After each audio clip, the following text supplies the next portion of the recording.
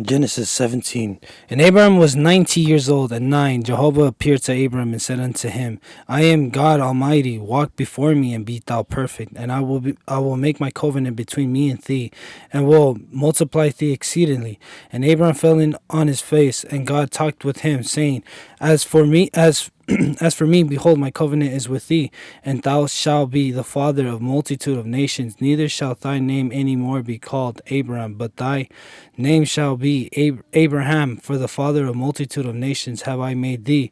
And I will make thee exceedingly fruitful, and I will make nations of thee, and kings shall come out of thee. And I will establish my covenant between me and thee, and thy seeds after thee throughout their generations, and for an everlasting covenant to be a God unto thee and to thy seed after thee. And I will give unto thee and to thy seed after thee and the land of thee sojourns, all the lands of Canaanites, for an everlasting possession. I will be their God.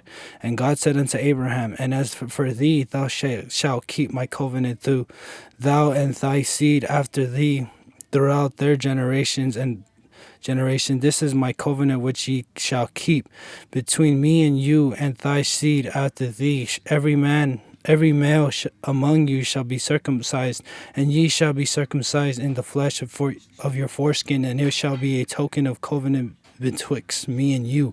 And he that is 8 years old shall be circumcised among you, every male throughout your generation. He is born in the house or brought with money of any foreigner that is not of thy seed. He that is born in thy house and he that is brought with thy money must be circumcised, and my covenant shall be in your flesh for an everlasting covenant. And the uncircumcised male who is not circumcised in the flesh of his foreskin, that soul shall be cut off from his people. He hath broken my covenant. And God unto Abraham, As for Sarai thy wife, thou shalt not call her Sarai, but Sarah shall her name be. And I will bless her, and moreover I will give thee a son of her. I will bless her, and she shall be a mother of nations. Kings of people shall be of her. Then Abraham fell upon his face and laughed, and said in his heart, Shall a child be born unto him that is 100 years old? And shall Sarah that is 90 years old bear? And Abraham said unto God, Oh, that Ishmael might live before thee. And God said, Nay, but Sarah thy wife shall bear thee a son, and thou shalt call his name Isaac. And I will establish my covenant with him for an everlasting covenant for his seed after him, and as for Israel, I have heard thee. Behold, I have blessed him, and will make him fruitful, and will multiply him exceedingly. 12 princes shall he beget, and I will make him a great nation. But my covenant will I establish with Isaac, whom Sarah shall bear unto thee at this set time in the next year. And he left off talking with him, and God went up from Abraham, and Abraham took Ishmael his son, and all that were born in his house, and all that were brought with his money, every male among the men of Abraham's house, and circumcised the flesh of their foreskin in the same day as God has said unto him. And Abraham was 90 years old and 9 when he was circumcised in the flesh of his foreskin. And Ishmael his son was 13 years old when he circumcised in the flesh of his foreskin. In the same day was Abraham circumcised, and Ishmael his son, and all the men of his house, those born in the house and those brought with money of a foreigner, were circumcised with him. Genesis 17 is God's covenant reset and formalization after the Hagar-Ishmael episode. God doesn't abandon Abraham for trying to help the promise. He comes back with great clarity, deeper commitment, and visible sign, and explicit announcement. The covenant seed will come through Sarah by divine power, not human workaround. Here's what God is saying through the chapter. I am God Almighty. Walk before me. Genesis 17, verse 1 through 2. I am God Almighty. Walk before me and be thou perfect. God Almighty is God presenting himself as the one for whom barrenness, age, and time are not obstacles. The name is chosen for the exact moment. Abraham is 99, Sarah is 90, and everything looks biological impossible. Be thou perfect doesn't mean be sinless. It means be whole, blameless, undivided. Stop living with a split strategy, promise plus manipulation. God is calling Abraham into integrity, a life aligned with God's words. What God is saying, the promise requires not your power, but your wholehearted walk. I am significant. Stop hedging. The covenant explains not one tribe, only a multitude of nations. God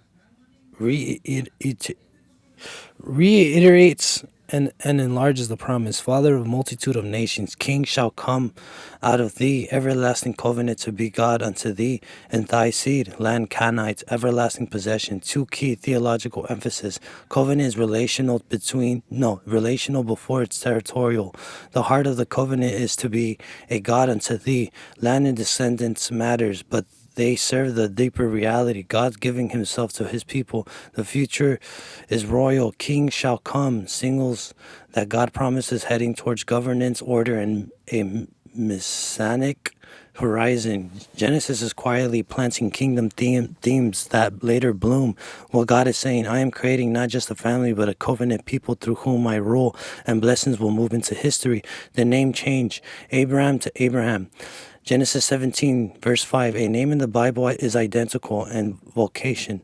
Abram, Azal's father, becomes Abraham, father of multitude. God changes the name before the fulfillment arrives. Identity is promised. Identity is given by promise and not by evidence. This is God doing the opposite of Babel. Babel, let us make a name. God, I will give you a name. What God is saying, your identity is not self-made. It's covenant bestowal. Live from my words, not from your current circumstances. The covenant signs circumcising as embodied consuration. Genesis 17, verse 9 through 14. Circumcises is a sign, token, placed on the organ of generations, exactly where the promise is focused, seed/offspring. It marks the covenant where Abraham tries to take control. Genesis 16, the sign teaches. The promise will come through your body, but not by raw fleshly confidence. It will come through a body set apart to God. Also, it gives to biological sons, those born in the house, those brought with money, servants. This is huge. Covenant community is not only DNA, it includes a household incorporated into Abraham's covenant identity. And the warning, cut off, matches the sign. If you refuse the sign of belonging, you are cut off from the covenant people. It's a serious boundary marker. What God is saying, my covenant creates a distinct people. Belonging to me is not merely private belief. It's an embodied, communal, and publicly marked. Sarah is not an Sarah is not an accessory. She is central to covenant fulfillment. Genesis 17, verse 15 through 16. God renamed Sarai to Sarah, and explicitly says, I will bless her. She shall be a mother of nations, kings of her. This is a major corrective to Genesis 16. The workaround treats Sarah's barrenness as a dead end and uses Hagar to bypass her. God insists Sarah is the chosen channel of the covenant seed. Well, God is saying, I do not fulfill my promises by sidelining the one you think is the problem. I glorify my power through her weakness. Abraham laughter not only doubts, also amazement as possible grace. Okay, let me read that one. Abraham laughter not only doubts, also amazement at impossible grace. Genesis 17, verse 17. Abraham laughed. Shall a child be born? This laughter can carry disbelief and wonder at once. The text doesn't immediately condemn it. It portrays the sheer shock of grace colliding with biological and time. Then Abraham pleads, oh, that Ismail might live before thee. This is not just pragmatism. It also fatherly love. Abraham wants Ismail included. What God is saying, by letting him speak, I hear your heart, but my covenant will not be redefined by your preference or your workarounds. Isaac, the covenant line is promise born, not strategy born. Genesis 17, verse 19 through 21. God is crystal clear. Sarah shall bear. Call him Isaac, meaning he laughs. I will establish my covenant with him. at this set time next year. The timeline matters. God binds himself to a concrete future date. Faith is not vagal spiritually, it's trust in God's specific words. And God also honors Ismael. I have heard thee, I have blessed him. 12 princes, a great nation. So there's a careful distinction. Blessing extends beyond the covenant line. Covenant, the redemption promise line, is specifically through Isaac. What God is saying, I bless more widely than my covenant line, but I advance my covenant through the child of promise, not the child of human control. Abraham immediately obedience, covenant faith acts promptly. Genesis 17, verse 22 through 27. Abraham circumcises himself, Ismael, every male in his household, in the self-same day. This is the fruit of Genesis, faith made visible. Trust expresses itself in obedient action, even when it's costly, public, and inconvenient. What God is saying, faith is not only believing, it's embodied obedience that aligns your whole household under my word. The main message of Genesis 17 in one sentence. God reaffirms and expands his everlasting covenant, renames Abraham and Sarah to give them promise-shaped identities, institutes circumcisions as an embodied sign of a set-apart covenant people, and declares that the covenant will be established through Isaac, the child of divine promise, while still blessing Ismael, showing that God's plan is driven by his power and faithfulness, not human workarounds. That is Genesis 17.